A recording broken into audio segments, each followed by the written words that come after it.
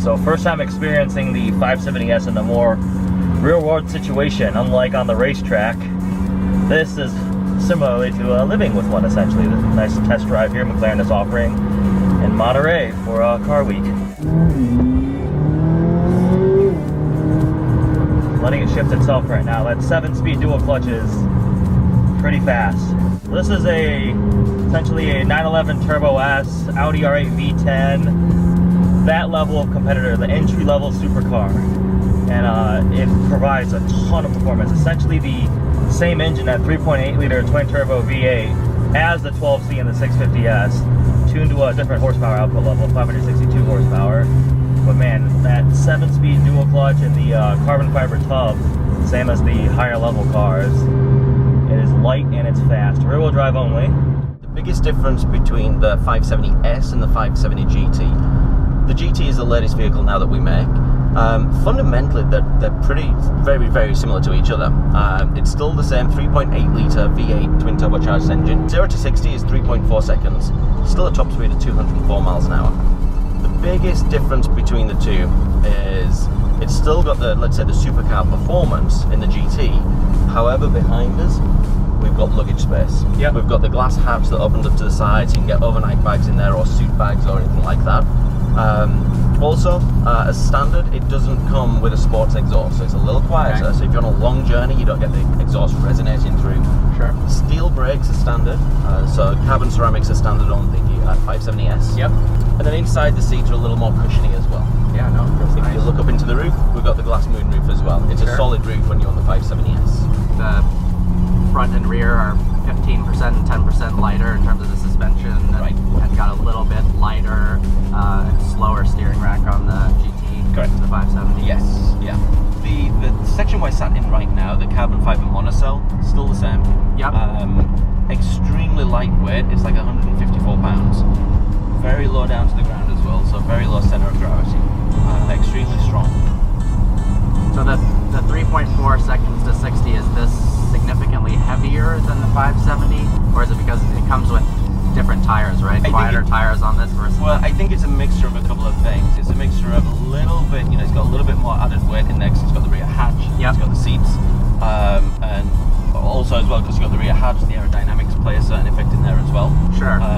It's only 0.2 of a second difference. The 570S is 3.2. I drove a 570S around the track, and the performance driver who was with me was at a thing called Extreme Experience, where you got to drive stuff around the track. Yeah. They said that the turbos are electronically controlled in a way that if you are not pointing the steering wheel straight, it won't give you full boost. I don't know that detail of that, I've got to be honest. Yeah.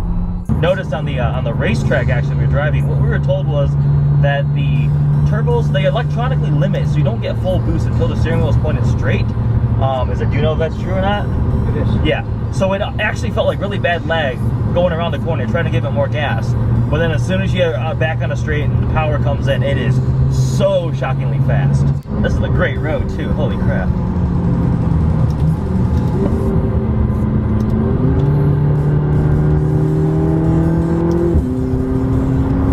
Love the feeling of the paddle shifters. It's like set up on a rocker basis, so when you pull forward on the right pedal, the left goes up, so you can actually see. If I push forward on the right pedal to downshift, that's pretty cool too. A nice carbon fiber, perfectly positioned on the steering wheel so you can pull them easily. It's shocking how civilized and usable this car is compared to older supercars. This is so refined and comfortable. Everything is leather lined. It's not excessively harsh. Wow, you could drive this for a long period of time and not be horribly fatigued. And it's nimble. I mean, it shrinks around you when you're going around corners too. I'm going to put you into track mode. Okay. On both handling and performance, and I'm putting you into manual on the gears. All right. Now we're in track mode. It's different, cool. Yeah, and the whole tack changes, and you get actually the gear shift lights up there as well.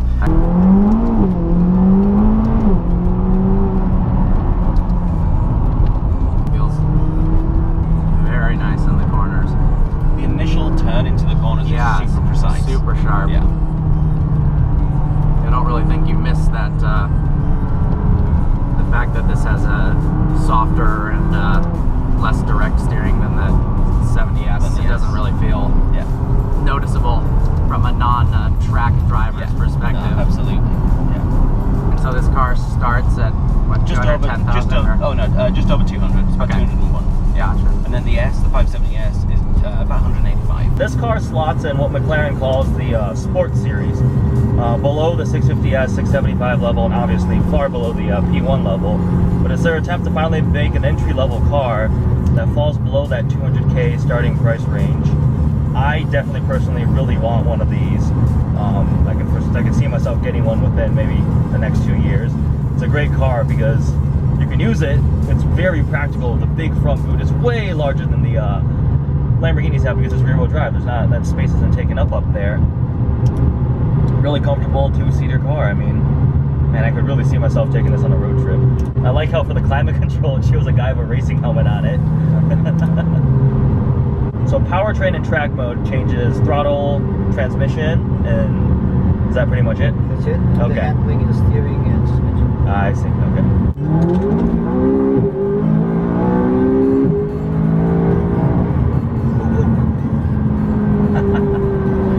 That is fast.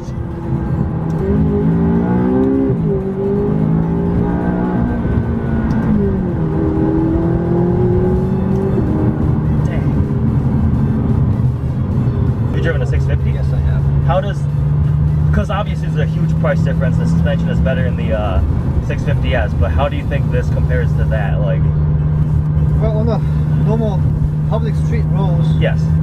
It's hard to tell. In a racetrack, you can tell the differences. Okay. Obviously, the complicated and more sophisticated suspension. Yes, the hydraulics there, okay. And the active arrow.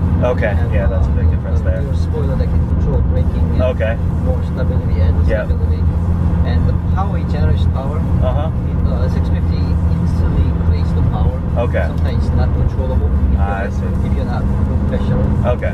Actually, the 570S made, from the design perspective, a lot of people think it looks smaller than a 650S, but dimension-wise, it's actually larger than the 650S. Again, a little more interior space, more usability along those lines right there. But it doesn't feel like a large car at all when you're driving it. It's still a tiny little go-kart. This car just feels extremely easy to drive. Again, this is my second time in a 570S, and already I feel like I'm pretty comfortable with it. Seating position is great. Visibility is great for a supercar, I mean. And steering is not too heavy. It's very easy. It's like perfectly weighted right there. The transmission is excellent, easy to use. This test drive has to be sold. Yeah, this has been really cool because I have driven this car on the track and gotten to see just go all out for it everywhere. Now it's more, this test drive, we're on public roads, can't go too crazy. It's more of the usability of it, how friendly it would be living with it on a daily basis. Again, these seats are extremely comfortable. Everything, excellent materials, everything looks like excellent craftsmanship. Leather everywhere. It's got the Bowers & Wilkins sound system, which I'm sure is great. It is such a usable car that you can tear it up on the track and then flip a switch back into comfort mode and stuff and drive around, and it's perfectly fine. So we just got back from driving some McLaren 570s. I drove the 570 GT. You drove the 570S. Yep. I mean, I'm sure you were equally as blown away. Yeah. It's an extremely light car. It feels very nimble. Twin turbo, 3.8 liter V8, but it doesn't feel turbocharged really. Yeah, it was fast. It is definitely fast at the upper RPM ranges. Yes. The interesting thing is your 570S, of course with MSO and McLaren in general, you can spec stuff however Way you expensive, want. yeah. The GT, actually, the interior of mine wasn't as luxurious as yours. But here's the thing, like this one is just GT. Yeah. I think it's the color. The like that one is in red. The all black just makes it a little more, everything Definitely. washed out. You don't really see the design and stuff, but I like these interiors a lot. Yeah. Everything feels extremely high quality. Everything is covered in leather. The stitching looks perfect. Carbon trim. For an extra 16 grand, the 570 GT is $201,000. Yes. 570S is $185,000. Yes. You get just an incredible amount of space. Yeah, you in get the back. a little more comfortable. And The one thing we were talking about that might be an issue is because of the way It's the window warm. is situated, if it's a hot day, your stuff back there is going to get fried. So Yes. if you put something, any sort of electronics, they're probably or going food. to overheat. Don't keep Or ice cream food. in there. They'll That's be another melted good when thing. you get home. But you do have an impressive amount of space in the front trunk. Yes. Actually, I think my favorite part of the GT is the sunroof. Oh yeah. Hey, just look at all the light in here that as we're filming this. It makes the cabin feel much more open, much more airy, and just it's light and bring Yeah, it in. so that's not an option on the 570S. Nope. And as of now, they don't know if they're coming out with a 570 Spider. So if you want the open air kind of More of vibe that, yes. and feel less claustrophobic, this is Get gorgeous. a GT. You can't go wrong with either car. I think they're both brilliant cars within that segment for the money. It's Absolutely. I mean, so your other options are a 911 Turbo S, R8 a V10, Audi R8 V10, AMG GTS. and of those, I'd say this looks and feels the most exotic. It's definitely. got way more than a Porsche. the awesome doors. Yes. The looks of it are very aggressive. The rear of it almost looks a bit like a P1. I mean, the front also the same McLaren ARC headlights. And setup they finally changed the back. Yes. I didn't. He disagrees with me, but I wasn't a huge fan of the way the rear of the 12C and Some the people don't like 650S them, yeah. look. Especially when they moved to the 650S, they really didn't change the rear from a 12C. It's almost impossible to tell the difference. Yeah. But this looks much more modern.